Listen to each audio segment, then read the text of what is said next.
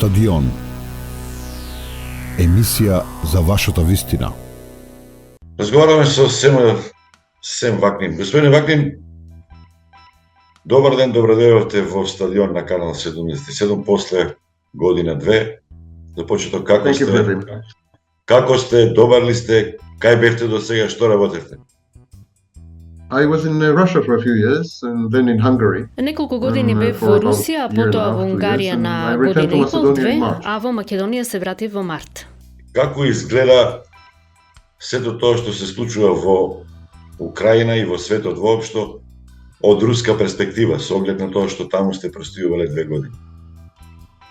No, in Russia I was 6 years. Не, во Русија поминав 6 години. 2 години бев во Унгарија. Уште подобро.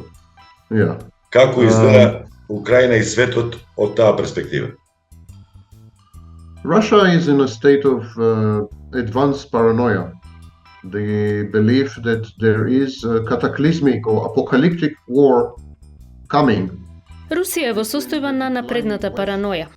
Верувањето дека доаѓа катаклизмична или апокалиптична војна меѓу Западот кој е во пат и Истокот кој е во надоаѓање, Русија застана со Кина и сега во економскиот блок БРИКС. Русија во своите сојузи ги воведе и Иран и други. So the world is divided into those who are against the American hegemony. Светот е поделен на оние што се противат на американската хегемонија, оние што се против Западот. Тие сега отворено соработуваат, например, не се колебаат да влегуваат во сделки и договори со Иран. So China and Russia and Iran are in the same economic bloc now.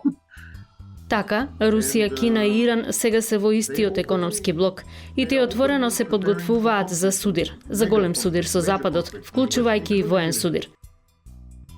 Now we are seeing local wars. There's a local war in Ukraine, a local war in Israel now. За сега гледаме локални војни. Имаме таква локална војна во Украина, локална војна во Израел. Веројатно ќе има локална војна во Тајван многу скоро. Локални војни имате насекаде каде што Западот се допира со Истокот, во точките на контакт, исто како тектонските плочи. Along the fault lines, there are local wars. The situation is very similar. Знаете за тектонските плочи. Имате земјотреси. По линиите на расет има локални војни. Состојбата е слична на она од 50-тите и 60-тите години кога два светогледи, комунизмот и капитализмот, војуваа еден со друг, а тоа војна беше преку посредници. Ги имавте војната во Виетнам и на други места. Сите тие војни се водеа помеѓу Истокот и Западот, помеѓу Кина и САД, помеѓу Русија и САД. Но тие суперсили никогаш не се судрија директно, туку користеа други народи да се судрат наместо нив, други војници, сателитски држави. А на војната во Израел треба да гледате на тој начин. Не се работи за локален судир, туку за дел од многу поголем глобален судир. Да ве прашам за Израел. За светот беше ова изненадување. Па изненадување беше дури за израелската армија, за израелската влада. Многу е чудно едни од најсилните разузнавачки служби како Мосад, како Шин Бет, да бидат изненадени, да бидат затечени од Хамас и од милитантите од Газа. Дали вам ви се верува тоа како човек кој што потекнува таму? Yes, absolutely. Absolutely, I believe. If you Да, апсолутно. Апсолутно верувам дека е така. Ако развивате наратив, ако развивате приказна и се внесете целосно во вашата приказна, кога имате однапред утврдени представи, модели и уверувања за непријателот, и кога одбивате да се преиспитате себе на објективен начин, тогаш се разбира дека ќе правите грешки. then of course you will make mistakes. Израел имаше на располагање многу информации за нападот што предстоеше, вклучувајќи го и точниот датум на нападот. Хамас всушност испраќаше пораки преку WhatsApp до многу израелци, велејќи им: последниот ден од празникот Сукот ќе биде црн ден за вас. It's going to be a black day for you. So they knew the date. Hamas released between December last year. Значи, го знаеја датумот. Од декември минатата година до пред 2 недели Хамас објави многу видеа на кои покажуваа како ќе се освојат многу кибуци и ќе ги убијат сите таму. So there was a demonstration with Hamas soldiers on video. Public video. Значи имаше приказни на војници на Хамас на видео, јавно објавени видеа. Имаше различни видови на предупредување, можеби не детални, но дефинитивни предупредувања, на пример од Египет. Значи Израел знаеше, но одби да верува во тоа.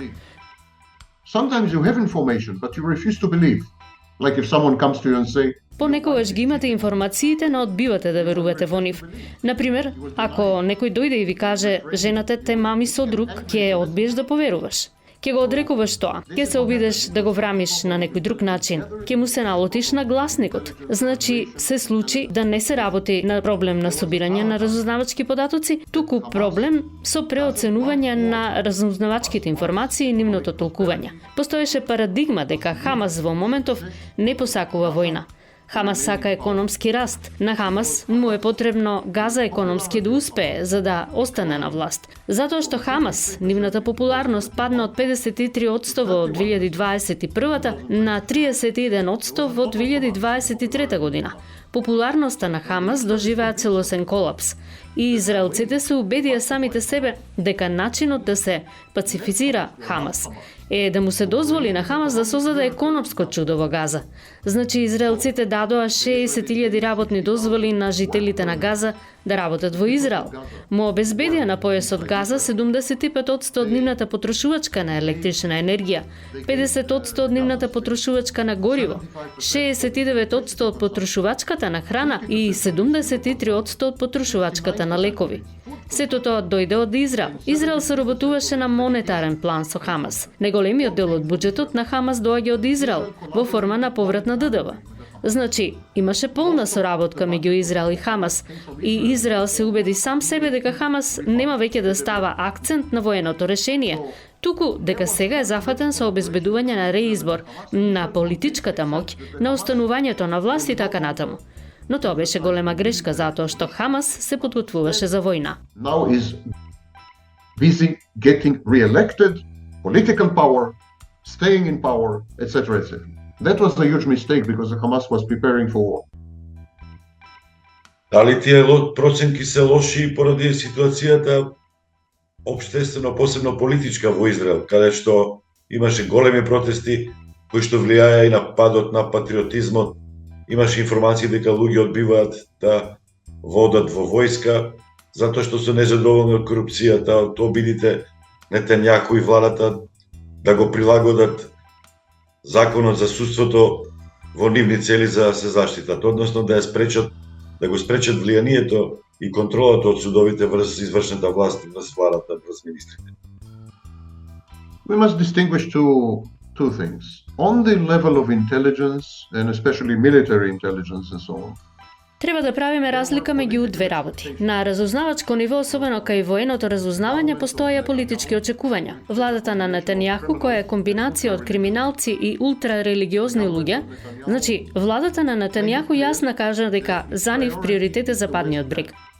Прататковината, историската прататковина на евреите, значи Западниот брег и Иерусалим. and that Gaza, А дека Газа и населбите на границата со појасот Газа не се многу важни. So of course all the machinery of the military, Се разбира дека целата воена машинерија, Шабак, Шин Бет, целата таа машинерија се трудеше да го задоволи шефот. Netanyahu destroyed all the democratic institutions in Israel. Нетањаху ги уништи сите демократски институции во Израел. Во Израел има само еден носител на одлуки. Израел апсолутно стана ефективна диктатура.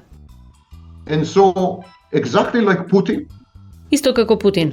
Путин е обкружен со луѓе што му го кажуваат тоа што тој сака да го слушне. Исто и со Нетањаху. Нетањаху рече дека Западниот брег представува ризик. Треба да се концентрираме на Западниот брег и сите рекоа: "Во право си, ти си гений, ти си извонреден, апсолутно непогрешлив." И преместија 95% од армијата кон Западниот брег за време на еврејските празници. fewer than 5% of army units Помалку од 5% од армиските единици останаа во близина на јужната граница. И тие единици беа 2-3 часа оддалечени. На армијата и требаше 7-8 часа за да стигне до границата. Затоа што целата војска беше во Западниот брег, штитејќи ги доселениците и нивните населби. подготвувајќи се за големиот напад на западниот брег, кој никогаш и не се случи. So there was a misconception. Значи имаше погрешно разбирање што беше политички мотивирано. Можно слично како во ирачката војна во САД. Сите тогаш велеа дека Ирак има оружје за масовно уништување.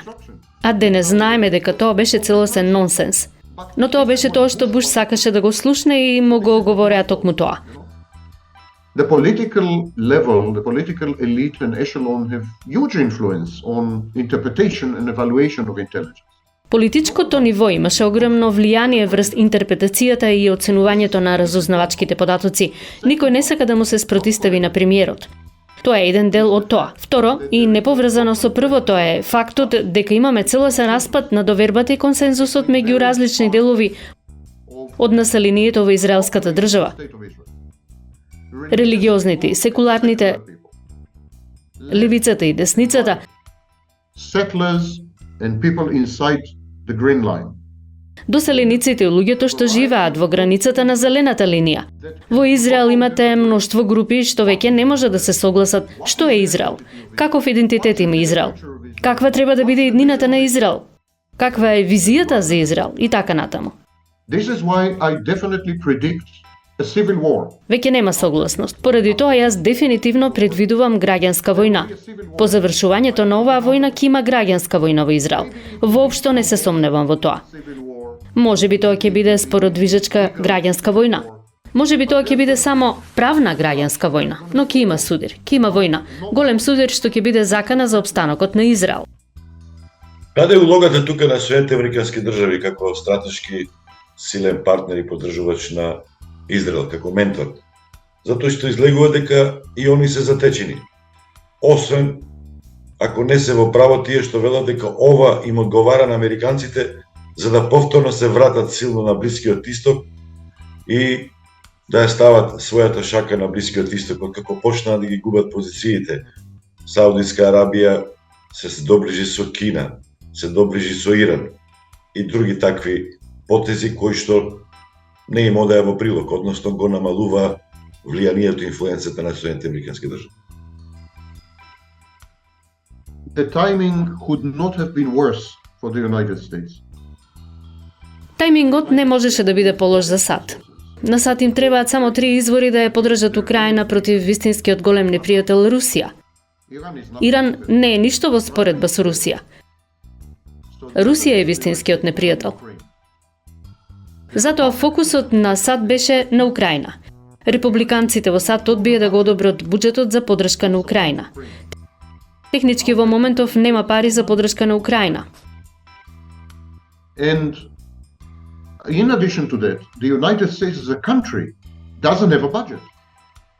Дополнително, САД како држава нема буџет. Нема договор за буџетот, има само договор за финансирање за период од 45 дена. Републиканците сега избраа нов спикер на Конгресот и постои една, да речеме, тврдокорна група републиканци што го саботира буџетот за да ја затвори владата. И дефинитивно нема да дозволи никаква идна помош за Украина. Последното што им е потребно на САД во моментов е уште една криза, за која ќе им требаат и дополнителни пари и оружје. Овој ги дели американските напори. Ова што се случува е во полза на Русија. Затоа Русија е многу задоволна од ова што се случува во Израел. Now, this whole thing was provoked not by the United States. It was provoked by Iran. Ова не беше предизвикано од САД. Ова беше предизвикано од Иран, затоа што Иран беше преплашен од текот на настаните. Тоа што се случуваше беше дека САД беа подготвени да ја подкупат Саудитска Арабија до одбранбен договор за да овозможат нормализација на односите со Израел.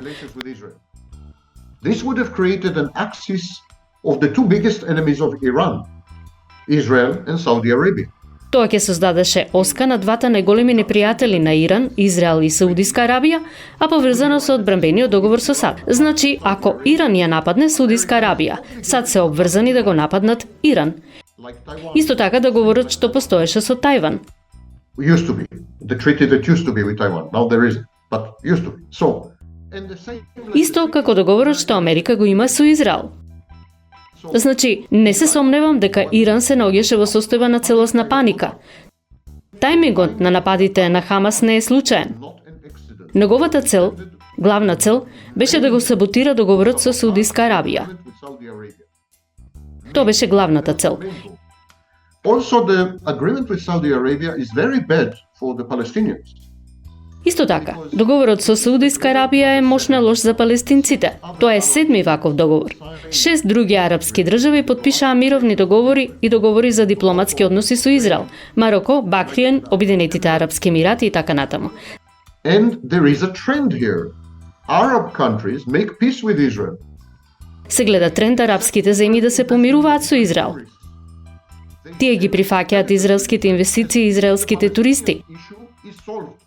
Споделуваат разузнавачки податоци со Израел. Како палестинското прашање да е решено, како веќе да нема проблеми со палестинците. The demands of Интересите, проблемите на палестинците, нивните барања, а многу од барањата на палестинците се легитимни, не се веќе на маса. Исто како арапските држави да велат, го прифаќаме постоењето на Израел на сметка на палестинците. Следниот договор со Саудиска Арабија навистина беше огромен проблем, затоа што Саудиска Арабија е верскиот центар на исламот. Позната е како чувар на светилиштата, чувар на светите места. of the shrines or the keeper of the sacred places. Мека и Медина се во Саудиска Арабија. Значи, So, Saudi Arabia to make peace with Israel is like Islam is making peace with Israel. ако Саудиска Арабија склучи мир со Израел, тоа е како Исламот да склучил мир со Израел. Сега и Хезболах и Хамас, долгите раце на Иран, се верски движења на отпор. Religious Хамас е исламистичко движење, исто и Хезболах. И тие не можеа да прифатат центарот на Исламот да склучува мир со Израел. and so they could not accept that the center of Islam is making peace with Israel. In the charter of Hezbollah and in the charter of Hamas, Уништувањето на израелската држава е главната цел во повелбата на Хамас и во повелбата на Хезболах. Тоа е манифестот, тоа е платформата на Хамас и на Хезболах. Хамас во последно време зборуваше дека можеби оваа генерација нема да го уништи Израел. Можеби и следната генерација тоа ќе биде. И го прифатија решението за две држави како привремено решение. because according to the most radical interpretations of Islam, the fundamentalist the Shia interpretations of Islam, Според најрадикалните толкувања на исламот, шиитските толкувања на исламот, ако евреите имаат држава, тоа е престап против Бог. Евреите во исламот се познати како Ахал Китаб или Ахал Дима. Според исламот, секој што не е муслиман треба да биде граѓанин од втор ред по заштита на исламскиот режим. Islamic regime. And for a second-class citizen, Ahl al-Dhimma, to create its own state and army, А за граѓанин од втор ред, Ахал Дима, да создаде своја држава и армија, не е престап против муслиманите, туку против Божиот космички ред. Тоа е ерес, светоградија и света обврска на муслиманите да го обноват редот на светот така како што наредил Бог. Бог го бара тоа. Значи, ова е джихад. Ова е джихад. God had demanded it. So this is jihad. This is jihad. Hamas openly says Хамас отворено зборува дека е вклучен во джихад против Израел. Джихад е секоја борба за обнова на Божиот поредок. Можете да водите индивидуален личен джихад, например, ако пиете, и можете да водите джихад за да престанете да пиете. because God forbids drinking, and you can make jihad to stop drinking. To make jihad against the Jewish state, Водењето джихад против еврејската држава значи обнова на Божјата заповед дека муслиманите и само тие се Божиот народ, а сите други грешат. Значи, имаме верска димензија во сето ова и Саудиска Арабија не е држава. Таа е верски центар, а верскиот центар да склучи мир со Израел, тоа е незамисливо. and so for a religious center to make peace with Israel, that was unthinkable. It had to be stopped at any cost. Had to be stopped. И мораше да биде спречено. Мораше да биде спречено по секоја цена. Името Хамас е кратенка. Кратенка за исламско движење на отпорот. Тоа е Хамас. Значи, тие се како ИСИС. Се работи за една варијанта на ИСИС. Апсолутно еден вид на калифат. Ова не е Фатах. Фатах е секуларна, интелектуална, псевдозападна, безмалку западна организација. Со Фатах можете да зборувате исто како да зборувате со владата на Италија. Тие се 20 вековно движење ориентирано кон создавање национална држава. Хамас не е тоа. Хамас живее во 6-тиот, во 7-тиот век. Апсолутно. Fatah, you can talk to as if you would talk to the government in Italy. You know, they are 20th century nation state oriented movement. Hamas is not. Hamas lives in the 6th century, in the 7th century. Absolutely. Не прашам само, рековте за изненадување, имале информации разновачките служби. Од каде толку оружје? Се споменуваат 5000 ракети досега истрелани. Тие треба да влезат од некаде, преку море, преку тунели, преку копно, преку воздух. Па сега се споменуваат ирански видови на оружје, па оружје кои што самите ги прават Хамас. Па се споменува и војната во Украина, дел од оружјето кое што се дава како помош на Украина, преку шверцери, отишло кај Хамас, па дури Зеленски ги обвини русите дека оружјето што го заплениле од украинците го испорачале на Хамас. Од каде толку оружје на едно толку мало место? Колку Скопје е тоа, помало од Скопје? Yes, people don't realize that the Gaza Strip is tiny. The border between Gaza Strip and Israel is 47 kilometers. Да, луѓето не сваќаат дека појасот Газа е многу мал. Границата помеѓу појасот Газа и Израел е долга 47 километри, а појасот Газа е голем како територијата на Скопје до Катланово. So, and in this area you have 2.1 and maybe 2.4 million, no one knows. Between 2.1 and 2.4 million, it's the most densely populated area in the world, much more than Hong Kong. Малечка. На таа територија имате 2,1, можеби 2,4 милиони жители, никој не знае. Помеѓу 2,1 и 2,4 милиони, најгусто населената зона во светот. Многу повеќе од Хонг Конг. Има Газа горе и Газа долу во подземјето. Цел огромен град функционира под земја. Тунели, производни погони, фабрики, училишта, џамии, дури и станишта на највисоко рангираните членови на Хамас. Значи, под Газа постои цел град. Се што уништува Израел е шега и нема значење за способностите на Хамас. Се додека Израел не користи бомби за уништување на бункери, се додека не се користат такви бомби, тие не допираат до Хамас. Тие го обезглавуваат водството на Хамас, но Хамас има многу нивоа на водство, имаат резервни системи. Имаше период кога Израел ги ликвидираше сите лидери на Хамас. Ал-Вантиси, Шејкот Јасин, сите. И то немаше никакво влијание на Хамас, затоа што имаат многу нивоа. And it didn't affect Hamas because they have multiple layers. So everything is happening underground. And Israel has not touched the underground yet. Значи, се случува во подземјето, а Израел се уште нема стигнато до подземјето. Што се однесува до прашањето од каде дојдоа бомбите, ракетите и така натаму, прво треба да се разбере дека тоа не се многу софистицирани орудија. Ракетите се многу едноставни, рудиментирани, затоа многу од нив паѓаат на погрешни места. Тие ракети се произведени во Газа. Дел од ракетите доаѓаат од израелските одбранбени сили. Израел ја ракетираше Газа 4 пати во последните 25 години, а некои од тие ракети не експлодирале. Хамас ги собрал тие ракети. Иронијата е што еден од изворите се израелските одбранбени сили, друг извор е прошверцувана муниција. Иран, например, испраќа во Газа големи количества градежни материјали, а внатре во градежните материјали сокриле ракети. Iran, for example, sent to Gaza a lot of construction materials, and inside the construction materials. Сепак, неголемиот број ракети се произведени локално. Инженери од Хамас редовно патуваат во Иран и Либан за да се обучуваат за производство на ракети, се работи за иранско знаење. И тие инженери одат на обнова на знаењата на годишно ниво, на обука и се враќаат. Всушност, инженерите се толку важни што долго време главниот водач на Хамас беше инженер, ракетен инженер. To get training and so on, and come back. Actually, engineers are so important that for a very long time, the chief leader of Hamas, the main leader of Hamas, was an engineer. Most of the weapons are produced in local factories. They are not very sophisticated. That's why many of them fall in the wrong place. Сакав да кажам дека неголемиот дел од оружјето е произведено во локални фабрики, не е многу софистицирано и затоа многу ракети промашуваат. Iran invested about $100 million. Со текот на годините, Хамас и Хезболах акумулираа десетици илјади ракети. Иран инвестираше околу $100 милиони во постројки за производство на ракети и во самите ракети, се разбира. Ако истовремено истрелате 2 или 3 илјади ракети, одбранбениот систем железна купола не може да се справи со толков број. Системот максимално може да се справи со 1800 истрелани ракети. Ако го надминете тој број, сите проектили над таа бројка ќе ги погодат целите. So the Iron Dome was overwhelmed.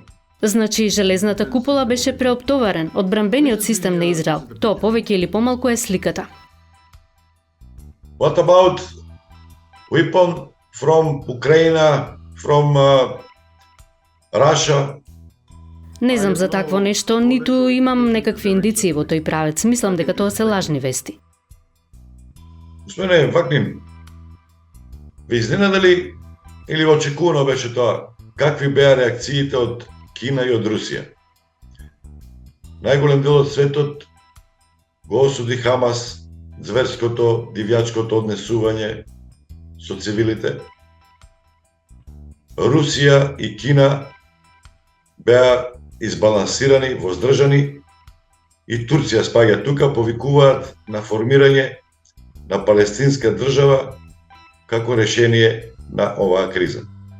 Дали тоа би било решение според вас? Затоа што It is веќе impossible to споменавте, establish. затоа што It is споменавте impossible to веќе establish a Palestinian state. The idea of a Palestinian state is total nonsense and delusion. Не е можно да се воспостави палестинска држава. Идејата за палестинска држава е целосно безмислена и е илузија. Ако ја погледнете мапата, како ќе ги поврзете западниот брег и Газа, не постои начин да ги поврзете западниот брег и Газа, освен да го пресечете Израел на два дела. Значи, решението со две држави е целосно безмислено. Решението со една држава во која арапите и израелците ќе живеат заедно е исто така неприфатливо. Затоа што до 2050 година палестинците ќе бидат мнозинство во решение со една држава. So the country can be Jewish but not democratic, or it can be democratic but not Jewish.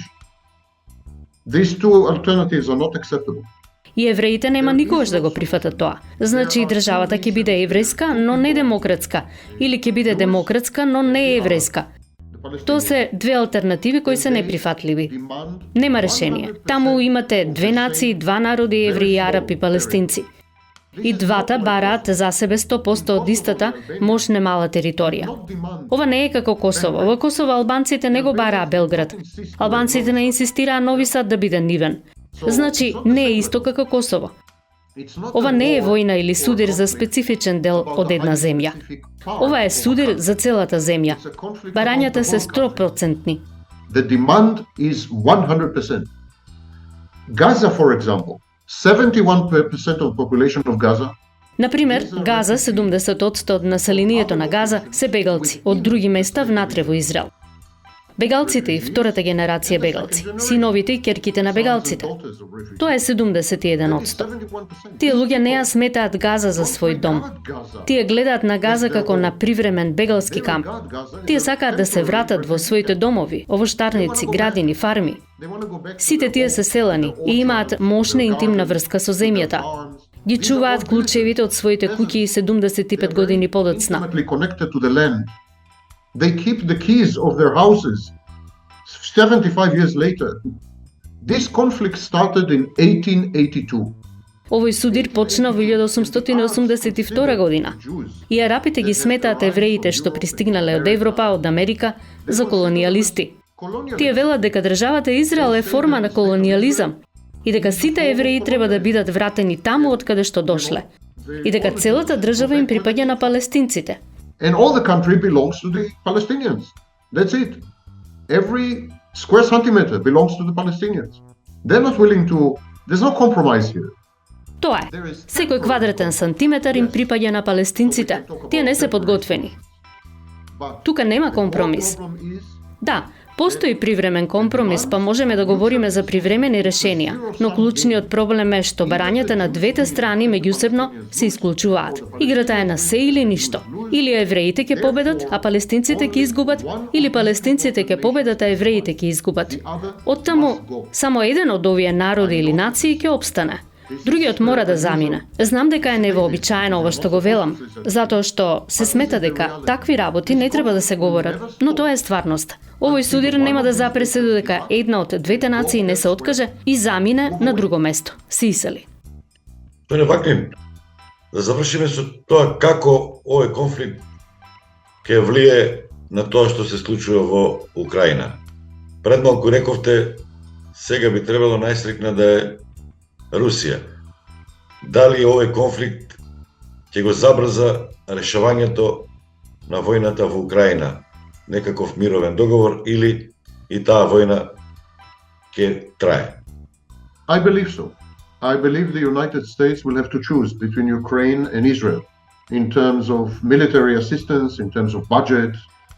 Верувам дека е така. Верувам дека сад ќе мора да одлучат меѓу Украина и Израел од гледна точка на војната помош и буџетот. Соединетите држави не се мокни како што беа пред 50 години. Силата им е ограничена.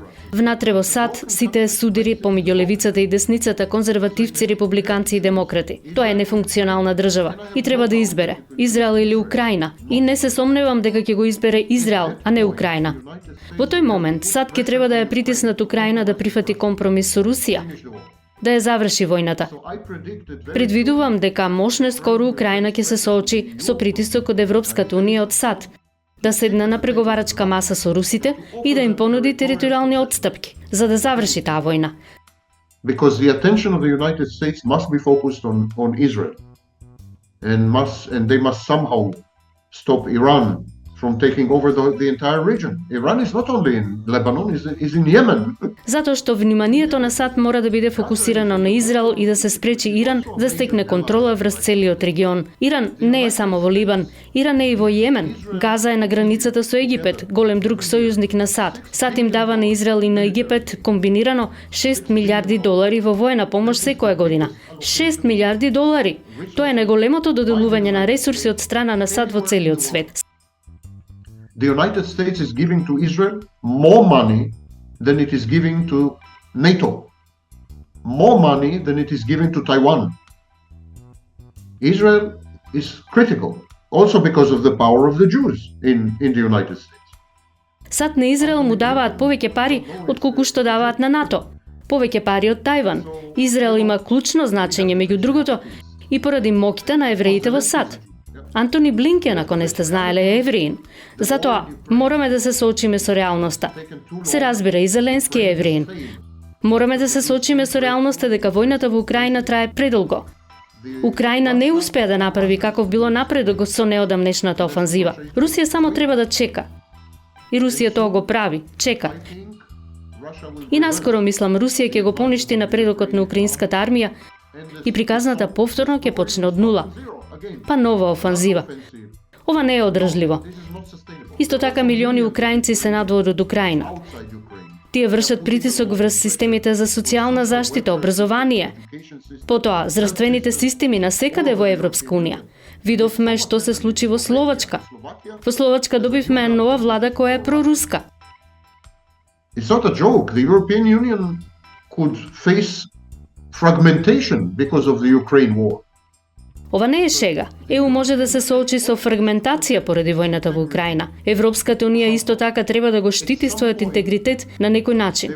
Во некој момент тие ќе ја прекинат војната и ќе ја принудат Украина да ја предаде на Русија одредена територија. Некакви отстапки.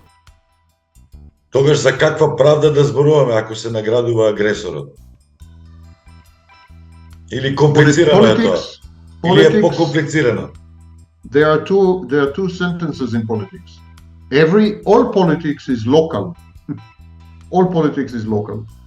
And all politics is real politics. Има две реченици во политиката. Сета политика е локална и сета политика е реал политика. Мора да играш со реалноста, не можеш да играш со своите желби, соништа, вредности. Тие се ирелевантни во политиката. Реалноста Израел е тампон, брана. Ги раздвојува шиитската сфера од сунитската сфера на исламот. South to Israel, you have Saudi Arabia, you have Egypt. These are Sunni countries.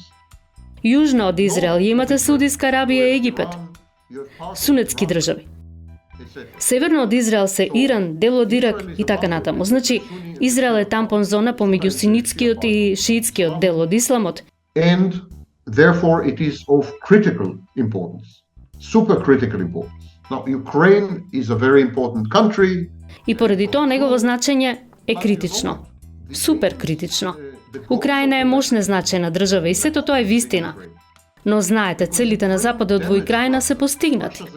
Затоа што Украина и нанесе штета на Русија. Руската економија е целосно уништена. Не верувајте и на пропагандата. Целосно уништена. Руската војска е во лоша состојба. Руската политичка сцена е нестабилна. Русија претрпе огромни штети од војната во Украина. West is happy. Russia is much weaker than it was 2 years ago. Mission accomplished. Go home.